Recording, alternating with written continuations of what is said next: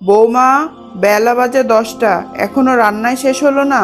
সারাটা দিন কি শুধু বসে থাকতেই ভালো লাগে? আম্মা, রান্না চুলায় উঠানো আছে, ভালো করে না কষালে তো আবার মজা হয় না, একটু সময় তো লাগবেই। আসিফ, তোর বউ কি করে? আম্মা, ওর অনেক মাথা ব্যথা, ঘরে শুয়ে আছে, মাত্র দেখে আসলাম আমি। যত সব বাহানা! আমার সময় তো 10 জন মানুষের রান্না করে, ঘর মুছে, পুকুরে কাপড় ধুয়ে আসতাম। আর তোর বউকে একটা ছোট কাজ করতে বললেই যত অজুহাত।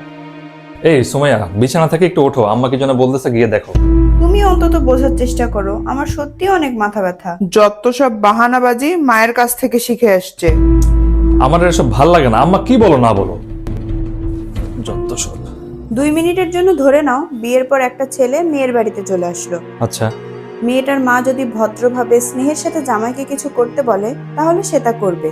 কিন্তু যদি রাগ করে কিছু বলে, তাহলে সে তো কাজ করবেই না, বরং তার আত্মসম্মানে লাগবে। আর সে সেখানে এক মুহূর্তও থাকতে চাইবে না। মেয়েদের ক্ষেত্রেও একই অবস্থা হয়।